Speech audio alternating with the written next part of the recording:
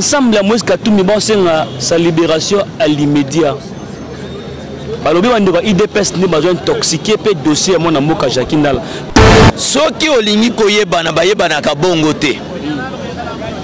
Tomonia wa soki boke tu asali ayebana siko azawapi.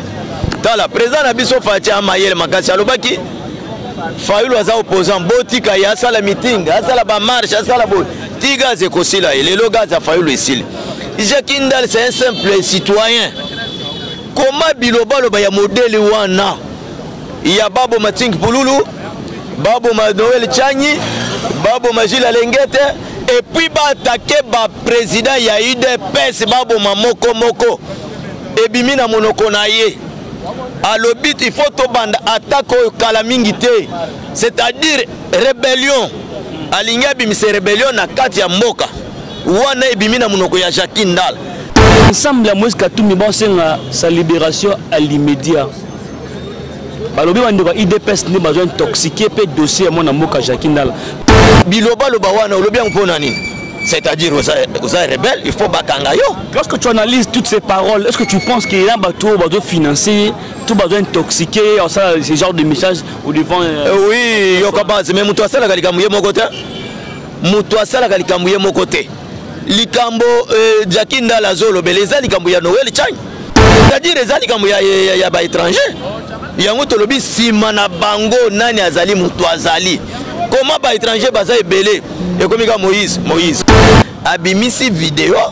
oyo elakisi ke mama ya Moïse c'était un Zambien azalaki bonne ya ba katebaka toto tant mama katebaka toto akofe yango papa Soreano soki Soreano ya ba kateba nde azwaki bonne abokola bana nde akobota na ye Moïse siko tant ka dombo abimisi ba vidéo wana lokola ba yebi ka dombo ka yebi bango nyos puisque zana na Zambie kuna mama ya Moïse balobi abima na papa na ye aza chef coutumier ya Zambie kuna il fallait sikoyo ye Moïse akendaka pe kuna kosola na batu wana yango tanka dombo abimisi ba secret wana na ba député o balobi ke Moïse azali Zambien côté bo mama mais comment azo étouffer ba congolais nde yango basali likita wana batindi batu babeti kadombo na ndenga liboma batubie na tonga oezaki na poison dédé hémorragie interne. Restez branchés, notre cher fidèle ami internaute, de nous suivre partout dans les 4 écoles du monde sur votre chaîne, la meilleure chaîne du moment, Alvin BAP, la voix Céleste TV. Merci de la confiance au Boussala Kabiso. Toujours dans le magazine Yoga Base, présenté par Naï, votre MD serviteur Ezerkaya. Nicolas, l'équipe de mon habilité, ça veut dire que j'étais vraiment malade, nous autres bougeons qui étaient hospitalisés. PG produit aussi ma grande sœur, qui peut être disparition dans la Bilili, mais le bon Dieu est tellement bon et on doit pour vous informer par rapport à tout ce qui s'est passé. Merci ma bande. Merci à l'infatigable fait de chez eux na bengi 3 fois parce que batnyoso bakutana na ye vina bango changer on a pesi moté batnyoso o bodana pour ça importation exportation beaucoup ta contact na agence FBS service ya mona moka fait de chez eux yo za na potongo sumla bandeno mutu na Dubai na Congo kota jan contact na bango yo za na Congo suma mutu na Dubai kota en contact na bango. Joyeux anniversaire à toi mon frère, la bouche autorisée du patron H15 Monsieur Bibero, longue vie à toi, que le bon Dieu te bénisse. Merci Penayo, Edge Kamande Sima Caméra. Tu vas te le mentionner pasteur Ali Mona 12 ans par rapport à l'actualité politique. Nous sommes en fondation pour que nous soyons en Nangaï. Mon invité Nangaï le Mona 12 ans, mon papa. Parce que seulement Mikolo qui soutient le bosso. Oui, na pena sepeli na lubiku na yo puisque nous autres tungisa kio na matanga besoin kio nzambe lukula sungio sava na monio na sepeli azalaki déjà kutungisa mamingi mais lukula ozongi yoka base na sepela yoka base puisque yoka base nde salaka mwana 12 ans bien ya yambo na pesa na réponse na mituna pesa na lina pesa na no bateau basabona mimi na yoka base lukula excellence maman ministre ya mine maman Samba Thérèse Bambote Bele na PCP excellence gouverneur Fifi Matunga na Luala Bambote Bele maman Fifi gouverneur ya Luala Bambote Bele na bosanité Kati Ndumbi maman na Rachel na Canada Bambote Bele Mbouyi Sam na États-Unis d'Amérique abosani te papa Damas balambo na Angleterre papa Damas na Angleterre mwana mboka ba mot na yo komi tout à ce que le solo mwana mboka par rapport lelo Matata Mponyo l'ex-premier ministre mboka na biso empoisonné. Il a affirmé que Matata Mponyo a empoisonné. Est-ce que bazolinga ba éliminer Matata Mponyo par rapport au dossier Bukanga Lonzo to azoki mandé justice avec négociation maté par rapport ya bakisation nion sur les likolo ya komona expliquer ba nion sur par rapport au dossier empoisonnement de mwana mboka Matata Mponyo. Oui, papa na yoka base Matata Mponyo ndenga zawana zana ba secret belé ya mboko. Ba secret belé puisque Matata Mponyo azali ancien premier ministre a sali 4 ans et demi na pouvoir ya Kabila o eutiko leka pouvoir o bazaki ba on ne peut pas nous intimider mais on met là qui na banzana ba secret belé mais eloko tozo mona awa eza eloko esalameke ya kipe général Kaindo oyebi ki général Kaindo ayaki o babomi yo ami bomi nyonso na pana ko effacer ba trace que secret ebimate yango pe tozo mona na Matata Mponyo na minute Matata Mponyo likamwe bandia ya Bukanga Lonzo Bukanga Lonzo toyeko mona Matata Mponyo babengi o makambo ezotala mbongo ya Zaire babengi Matata Mponyo oh bakangi dans 24 heures va libérer Matata Mponyo et sali batu nyonso bien te nzoka Matata Mponyo azali na secret ya bato ya pouvoir o leka bango nyonso baza incliné na makambo ya moyibi wana puisque tout le monde ba sénateur nyonso ba corrompre bango ba voter ba gagner élection oh ba boy ko longola immunité ya Matata Mponyo ba melaki ba champagne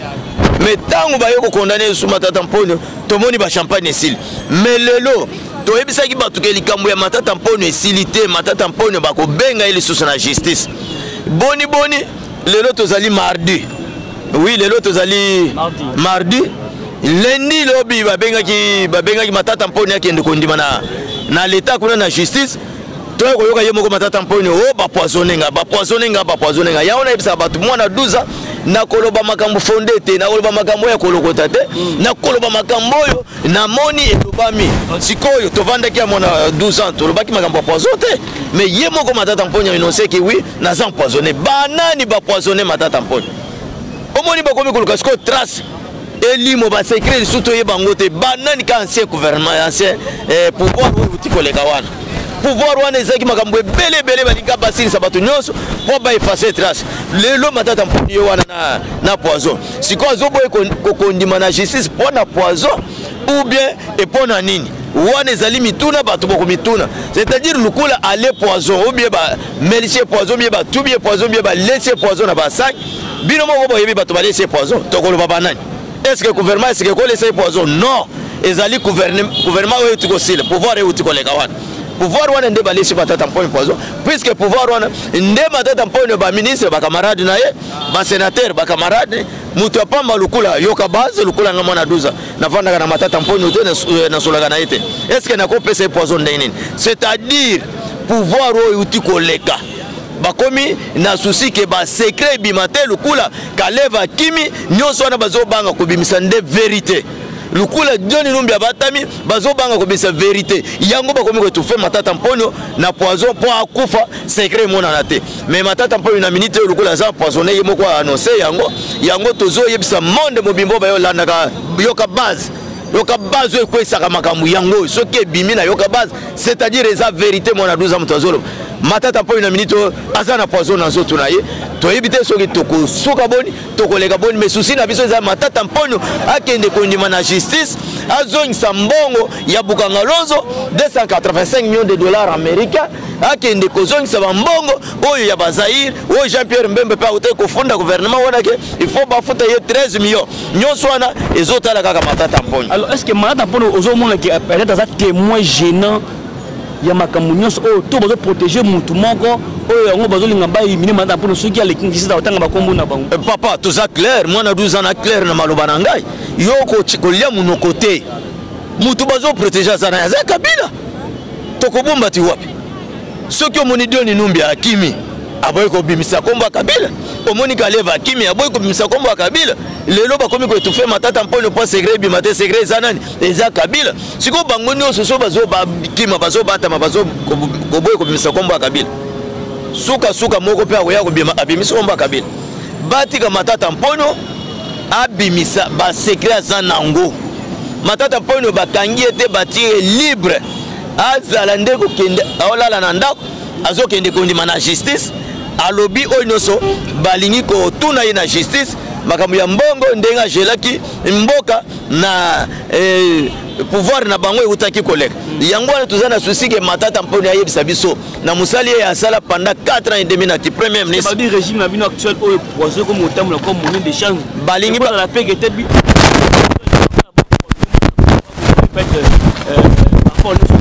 papa tozala batu mwana 12 ans zoloba tozala batu yoka base et régime oyo ya Pati Beton ya Sam Lukonde oyo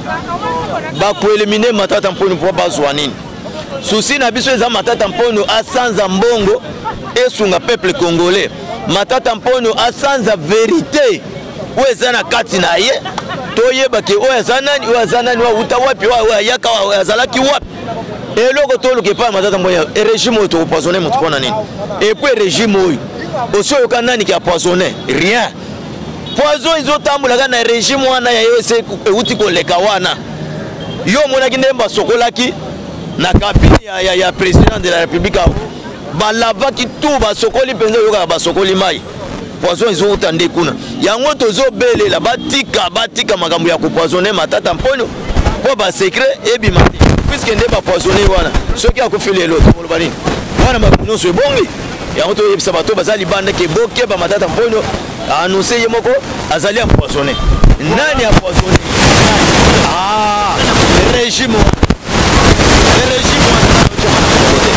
régime oyo tukoleka wana nde baempoisonné Matata intérêt aloba vérité te aloba nde bayibaki bambongo te mbongo yango baliaki na banani basénateur ou bien président ancien président ou bien baministre ou bien esika bomi mbongo na Europe ekende trace sans trace ndenge mbongo ya ti lelo ebunga emonana te puisque Mobutu akufaki ndenge wana yango mpe bazolinga Matata Mponyo oyo bozwa akize la justice congolaise bamoni aza peto par rapport à dossier sur le baki aleki monga bato azaye j'ai familisé qui ba révélation mais à quelle justice oyo mukonza ko batela oyo bakanga Vital Kamerhe bakanga mabuli bakonga mais justice on a bamoni ke mwana mboka Matata Mponyo les saints sauf batira qui mais pourquoi besoin accuser comme moi Matata Mponyo de vol alors que la justice congolaise nous mon baki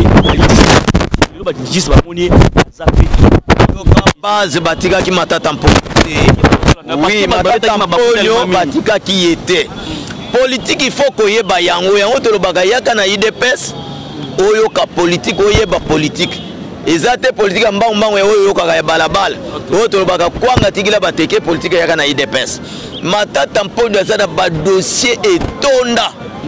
abomba pe bambongo ebele baboyaki eloko euti kobima oyo ya poison oyo nde eloko baboyaki yango moni tango baboyaki yango ebimi bakalikila isoki bakangi Matata Mponyo batie na boloko mbala moko tokozwa mbongo te tokozwa ba vérité te Matata Mponyo akomi mboma na boloko puisque soki ndenge bakangaki wana soki ke basambisaki balinga bakondane ye ba 30 ans ba 25 ans sikoyo yozwa 30 ans Matata Mponyo aza na combien de âge na 30 ans alinga amona ke we au lieu que na continuer na vie ya pasi alinga mimboma tolinga to perdre tout nde yango politique ya Congo elobite bo libérer ye azala na ndako bido ba policier bolungwa Matata Mponyo azala kondima na justice a zone mais bato ebele bamonaki mabe bato ebele basepelaki te mais lelo tala temps muke bapesi ye Matata Mponyo déjà empoisonné ozomona eloko toboyaki yango wana puisque tomonaka Kamerhe tango azaki libandao azali relation sur na bato wana te mais tomona bashadari bakenda kotala Kamerhe na prison bakenda kotalela ye nini bamemaka nini yango ndenge moko pe na Matata Mponyo bakamarade nde azalaka na bango lelo Matata Mponyo ana poison tala likito esalami na basénateur bango nyonso baza incliné na makambo ya Matata Mponyo ya moyibi oyo puisque Matata Mponyo alobaki na za jésuite na kufanga moko eza maloba Matata Mponyo mais aza jésuite akufa moko akufa na banani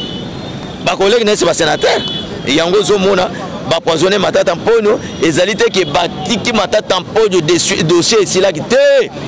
il faut yeba politique tango bakondana ki te balobi batie na résidence surveillée batie ba policier matata mpono ya bima kota te batali balobi te muto akomidie mbika na kati ya ndako to pesa liberté ezaki moi liberté wana ta muke baluka sikoyo ba vérité yango wana ta ya muke lisusu ale matata na poison sikoyo azobanga okende na justice aza empoisonné ozomona ke nyonso wana nde eloko toboyaki mais matata batikaki ete moto ayebisi bino ke batikaki matata mponyo libela biso oza koyebisa bato ke bapesi ye mwa liberté mais akobanda koya kondima na justice ndenge tolobaki wana omonaki lendi babengai aya kondima mbala moko naza empoisonné. Voilà mwana mboka pasteur alimo na 12 ans. Jacques Ndala procureur général balongoli na anendo bakangaki bazui dossier na babelongo na awa na parquet ya limité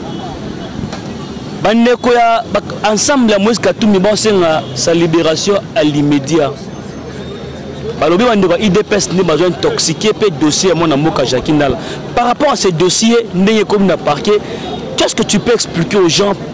bandeko so la nayo au travers la caméra papa soki olingi koyebana bayebana ka bongo te tomoni awa soki boketo asali ayebana siko aza wapi tala président na biso Fatia Amayele makasi alobaki Fayulu aza opposant botika ya asala meeting asala ba marche asala bo tiga ze kosila elelo gaza Fayulu esile Jacques Ndala c'est un simple citoyen comment bilobalo ba ya modèle wana ya babo Mating Pululu babo Noël Chanyi babo Majila Lengete et puis ba attaquer ba président ya UDPS babo moko et bimina monoko na ye alobit il faut to banda attaque au kalamingité c'est-à-dire rébellion alinga bimise rébellion na kati ya mboka wana ebimina monoko ya Jacques Ndala omoni na yebisaka yo ka base balandaka yo partout balandaka biso partout ndengo monaka mwana 12 ans na lobaka lukula papa uti ko benga ngai Kaindo Carlos na Paris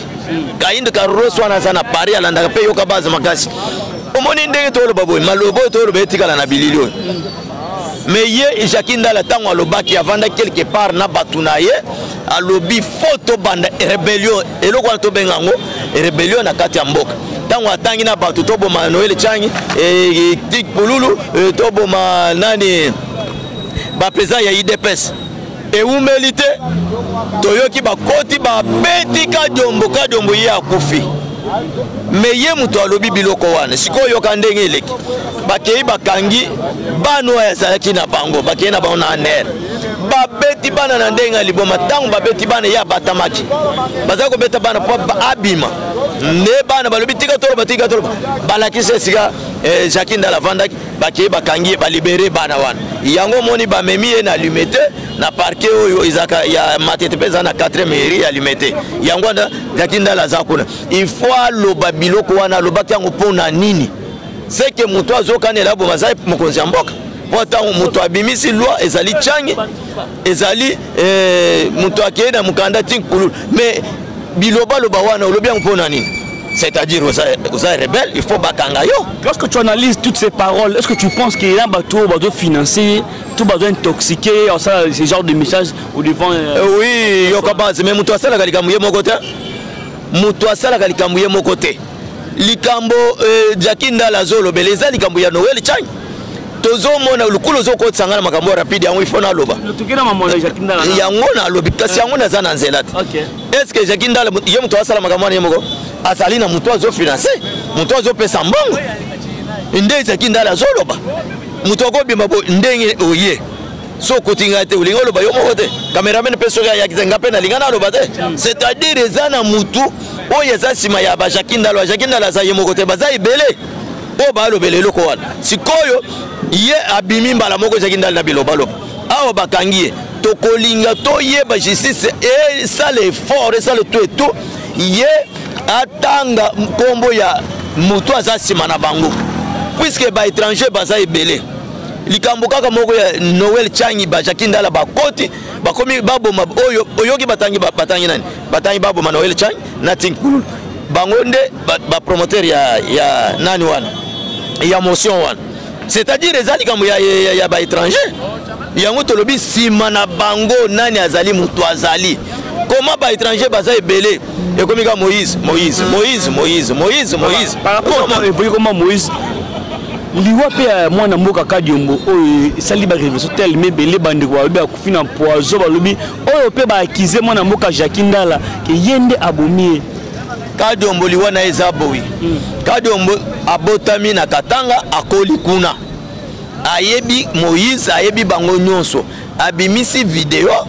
oyo elakisi ke mama ya Moïse c'était zambienne azalaki bonne ya ba katebaka toto tant mama katebaka toto akofe yango papa Soreano soki Soreano ya ba kateba nde azwaki bonne abokola bana nde akobota na ye Moïse siko tant Kadiombo abimisi ba video wana lokola bayebi Kadiombo ayebi bango nyonso puisque zana na Zambie kuna mama ya Moïse balobi abima na papa na ye aza chef coutumier ya Zambie kuna il fallait sikoyo ye Moïse akendaka pe kuna kosola na batu wana yango tant Kadiombo abimisi ba secret wana na ba député o balobi ke Moïse azali zambien côté bo mama mais comment azo étouffer ba congolais nde yango basali likita wana batindi batu babeti Kadiombo na ndenga liboma batubie na tonga oyo ezaki na poison dédé hémorragie interne après une semaine avant une semaine ekoka Kadiombo alekaki na télévision alobi ba betinga na ndeko sa ba sakaje ndako ba télévision ba kola te ba panzi waza na eloko asunganga après une semaine Kadiombo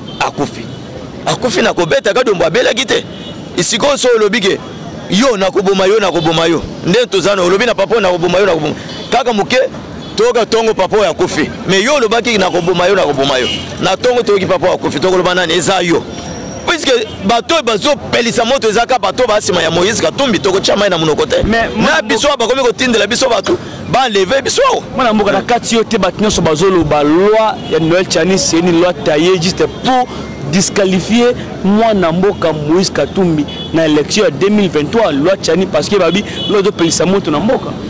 papa biso to a besoin na ko benga na mutu awa te Moïse Katumbi soki to lingaka yete ke aza commerçant umeli na RDC Kabila oyo abenganaki Moïse awa tomonaki mutu moko alobelaki Moïse tozala pe bato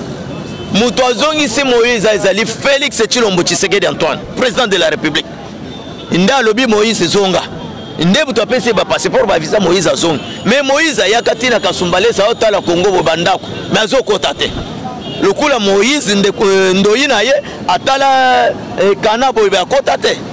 nde moko na Moïse aya talibo tala Kongo yango wana otala ngona musika na kota te tomona pe bakatange basale lokote mais fati beto alobi tika ya Moïse akoti siko to ekotufe tant wana tolinga to etufe yango wana tant tolinga to bengana yango wana tala na minute oyo président de la République Fati Beton azana concurrente na RDC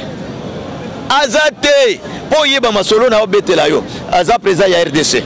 président Union africaine na minute a vice ya SADC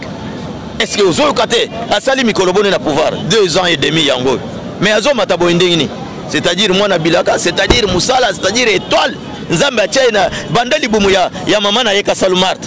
yango no zo mona Fati tala na basala ke bisala sala ba tantan boni babo maye bakokite siko to kende ke to etufe Moïse po na nini na élection nini o to ko rater eza la machine ya moyibi eza la moyibi ta lobito kei to gagner Kabila na minduki na bambongo na tutu to ko etufe Moïse po na nini Kamere ye moko na moyibi na yenda se retrouver na prison Moïse na motema na ye moko achie makele la batama kisiko abimi na poiseke ya za étranger ye moko moto amibeteli kobo puisque ba étranger baza ebele na mboko bazolo bate mais pourquoi to komika Moïse c'est-à-dire za étranger bato komelinga balobi boye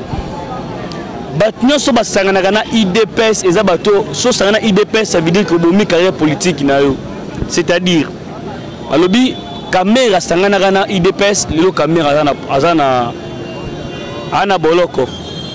Moïse Katumbi aza moko ya allié yikata union sacrée lelo bolingo disqualifié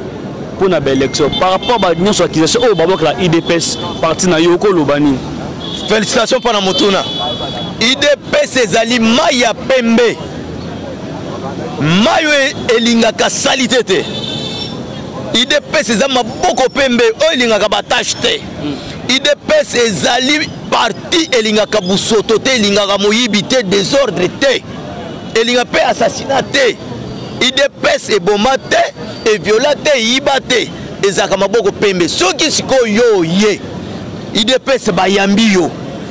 okoti landa kipembe okoti elamba ya pembe na IDPS so meki olate elamba ya muyindo c'est-à-dire okozonga ndenge oyake me trouver na liwa c'est réponse nazo peso yangwana Vital Kamerhe tango ayiba 15 millions iza IDPS moto annonce que bango awo Moïse batu babimisi eza Lambert Mende moto abete logo kala Moïse asa étranger abisote ya una bisi IDPS za mulanya pembe soki oye na mbringa okokima yomoko babi mana inyo sacré babi mate tozakuna te oya lobio butu so yaka IDPS pesa mutu ya tabata mitu tabeza mi balete za moko mutu ya tababala maka ngompe na nzungu na yemoko IDPS tolinga kosana na batu ya désordre te ya muyibi te c'est-à-dire omonaka mutu ayena muyibi akoti na IDPS soki olandi lukolo ya IDPS tokovanda na yo mais soki oye okotisi iputu yo moko papa tokene est-ce que likamu ya Noël Chani etali Fachi Beton etali IDPS think bululu wana azamu to FC7 et ya bongo te est-ce que azamu to IDPS lobana mutu ya IDPS azo tout fait Moïse. Voilà, moi, je suis lentement sur l'émission de IDPS au pouvoir. IDPS va par le peuple d'abord. IDPS va toujours pour le peuple. Les lois matanga ya moi na mboka cardinal Mosengo Pasinia. Tout le monde est fri de la mbongo za koloba boye. Ba autorité mboka na biso la meilleure façon ya ko rendre hommage ya moi ya cardinal Pasinia Mosengo ezake bosunga peuple. Botika peuple ya misère au lieu que groupe moko ya ba politicien bande ba riche na mboka par rapport à ba propos ya mwana mboka yo omona ngunde est-ce que musungi ya mboka lokola cardinal ko sala biloko sala wana un cardinal azana tribalisme moko na no mona te tala na no vana peso réponse na makambwana ceux qui famille ya cardinal batele mena loko wana te elinge salam cardinal Malula ngalula aza cardinal na biso ya liboso ya mibale ciao bakundi cardinal boye Malula bayeko kunda ciao lelo Mosengo akufi bazolo babalungula miko ya cardinal Malula kaka na même tombo wana bacha Mosengo esike ezalaka et puis gouverneur a signé mutu abimisi nguna ni ambongo za wana utembi pe za wana shole pe za wana bandimika babimisaka cercueil ya Malula bacha ya Mosengo soki lelo famille ya Mosengo ya Malula batele menelo ko wana te balinga basalango awo président de la République akei kotala ibembe ya Mosengo yo cardinal Mobimbo lobi o bazo ya honorer bibembe mais bato bazo kufana nzala bato basisi nzala te mala moko Noël Chani apesa réponse à lobi nzala ibanda na régime eleka o baboma lelo te nzala bandi lelo te mais au contraire muto azo bakisa banzala eza bango ba catholique ye ambongo tela na école na bango eza cher que ba école privée eza cher que école ya l'état éducation ni ba kopesa bato so landi bato bazo boma ba peuple za catholique so ki na école ya catholique zo ka ba 700 par trimestre ba $900 ba $1000 mais ok na ba école mususu zo kota $100 $50 et puis président azaki wana na matanga ya cardinal Mosengo ya bimisi biloba loba o bazo honorer kaka bibembe mais bato ba kufanzala mbwakile wana bwakile nani abwakile mukonzi ya mboka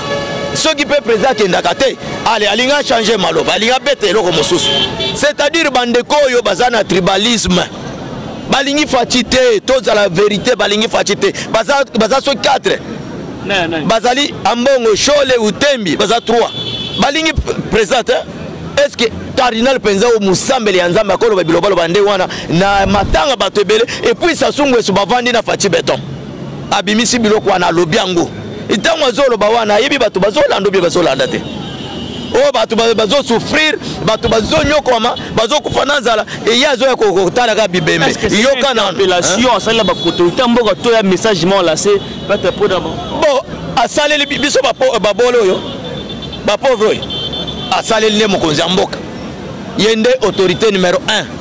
1 ngana officier te na cadre te na sala ka te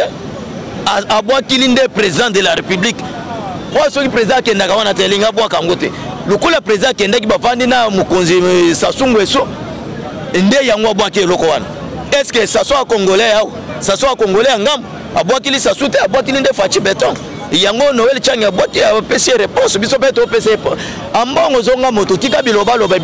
nde komisi Jacques Ndala na boloko na minute biloba loba eza bien te yaya ozali cardinal lelo catholique ezo panzana tokende pe lukula bozo chercher ka tribalisme mais boye bake Kasai eza 3 Kasai Équateur ezali et seigneur sotosi tozui ba Congo bandu mais tango zo sala biloko wana catholique ko panzana so catholique panzani okoloba nini na liboso ya président de la République ozo bimisa biloko ya ndenge wana et puis bavandi na moninga na yesasu siko yango wana ebimika mbala moko bakomi kopesa ba réponse ambongo mutu auti koloba na matanga ya lelo yango yoki Noël Changa betango biso beto betango oh bazo kotala ka bibembe batu bakufa na nzala batu ba souffrir obwakili nani yango to yebisa mbongo zonga mutu oye bandenge ya ko diriger ba mpata ya catholique oyo nzambe atindi obatela bango tika kokota na politique na mozindo. Voilà, pasteur Ali, mon a 12 ans, tout le monde sous émission Nabiso Bandiro Balandio. Un dernier mot, on a l'année, pour passer mon téléphone vite fait pour clôturer l'émission. Bon, na koloba boy, oh il y a ce balana moi na 12 ans. Bolanda ngai. Oh na sina pesi ba kombo lukula ba ministre ya mine maman Samba na gouverneur ya Luala ba Fifi Matunga boza ebele. Menalina yebiso bazali banda mboka. Bitumba oyo bazo bunisa fache silite bola la pongité. Bola la pongité surtout ba proche lelo matata mponi aza empoisonné. Poison euti wapi. Il fallait lobi lendi akende kondima na justice akeite o ba poisonné banani ba poisonné. Kajombo akufi banani ba bomi kajombo. Jacques Ndala biloba loba oza na prison. Boza la kimia tozo batela nde fachi bo sambele pona fati. To sambele pona mokonzi social evanda. Bazo bunisa pona social. Yango na sengi bino soki ozo sambele na butu sambele pe pona mokonzi ya mboka. Sambele pe pona mboka na yoko sambele pona yo mokote. Tika ka pe président de la République ya RDC na maboko ya nzambe na sukuwana. Numéro ya téléphone est plus 243 9 91 30 87 77. Plus 243 9 91 30 87 77. Botika ko menacer biso ba mwana 12 ans. Biso tozande balobeli na bino ko pesa ba conseil. Bokomi ko enlever lisusu biso. Tozongi na temps tozana opposition. Bokomi ko landa ba chai Noël chai boboma. Ce n'est pas bien. Botika biloko wana. Voilà, merci Nayo, Papa Lomi, Congo, Lisanga, Gien Lomi, merci Nayo, Bandi, nous sommes au magazine Nigo Base. Allez toujours écouter la chanson Mama Congo, Congo, Lisanga, Gien Lomi, hymne national. Est-ce que Moussoungi a moka lokola cardinal a kosa la biloko sala wana? Un cardinal a zana tribalisme moko na monate. Tala na no vana peso réponse na makambwana. Ceux qui famille a cardinal batel mene loko wana te elinge salam. Cardinal Malula ngalula. Aza cardinal na biso ya liboso ya mibale chao bakondi cardinal bo Malula ba eko konda chao lelo mosengo akufi bazolo babalungula miko ya cardinal Malula kaka na même tombo wana bacha mosengo esekezalaka et puis gouverneur a signé mutu abimisa ngona ni amongo za wana utembi pe za wana shole pe za wana bandimika babimisa ka cercueil ya Malula bacha ya Mosengo soki lelo famille ya Mosengo ya Malula batele mena eloko wana te balinga basala ngo awo président de la République akei ko tala ibembe ya Mosengo yo cardinal Mobimbo lobi o bazo ya honorer bibembe mais bato bazo kufa na nzala bato basisi nzala te mala moko Noël Changa pesa réponse à lobi nzala ibanda na régime eleka o baboma lelo te nzala bandi lelo te mais au contraire muto azo bakisa banzala eza bango ba catholique yé ambongo tela na école na bango eza cher que ba école privée eza cher que école ya l'état éducation ni ba kopesa bato so landi bato bazo boma ba peuple eza catholique so ki na école ya catholique zo ka ba 700 par trimestre ba $900 ba $1000 mais OK na ba école mususu zo ko ta $100 $50 et puis président azaki wana na matanga ya cardinal Mosengo ya bimisi biloba loba oh bazo honorer kaka bibembe mais bato bakufa nzala mbwakile wana bwakile nani abwakile mokonzi ya mboka soki pe président kendaka te ale alinga changer maloba alinga bete eloko mosusu c'est-à-dire bandeko oyo bazana tribalisme balingi faci te toza la vérité balingi faci te baza so 4 bazali ambongo shole utembi baza 3 balingi président est-ce que cardinal penza o musambeli ya nzambe akolo ba bilobalo bande wana na matanga bato ebele et puis Sassou Nguesso bavandi na Fati Beton abimisi biloko wana lobiango itango azolo ba wana yebi bato bazolanda bi bazolanda te o bato bazo souffrir bato bazo nyokoma bazo kufana nzala et yazo ya kokotala ka bibembe yoka na appellation asala ba autorité mboka to ya message mo lancé peut-être pour d'abord bon asaleli biso ba bolo yo ba pauvre asaleli le mokonzi mboka yende autorité numéro 1 ngana officier te na cadre te na sala kate abwa kilinde président de la république moi soki président kenda kawana te linga bwa kangote lokola président kenda ki bavandi na mokonzi Sassou Nguesso nde yango bwa ke loko wana est-ce que ça soit congolais ou ça soit congolais ngam abwa kili Sassou te abwa kilinde Fati Beton yango Noël Chang aboti apesi réponse biso beto opesi ambongo zonga moto tika biloba loba nde komisi Jacques Ndala na boloko na minute biloba loba eza bien te yaya ozali cardinal lelo catholique ezo panzana tokende pe lukula bozo chercher ka tribalisme mais boye bake Kasai eza 3 Kasai Équateur ezali et seigneur sotosito zui ba Congo bandun mais tango zo sala biloko na catholique ko panzana so catholique panzani okoloba nini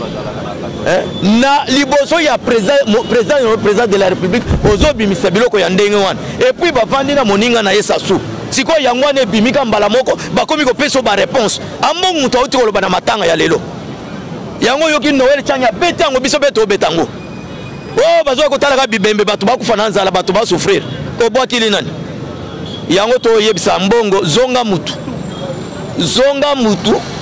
oye bandenge ya ko diriger ba mpata ya catholique oyo nzambe atindi obatela bango tika kokota na politique na mozindo.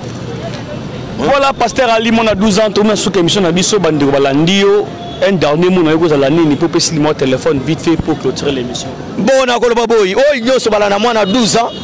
Bolanda ngai. Oy na sina pesi ba kombo lukula ba ministre ya mine mama Samba na gouverneur ya Lualaba Fifi Matunga boza ebele. Menalina yebiso bazali banda mboka. Bitumba oyo bazobundisa fache silite bola la pongite.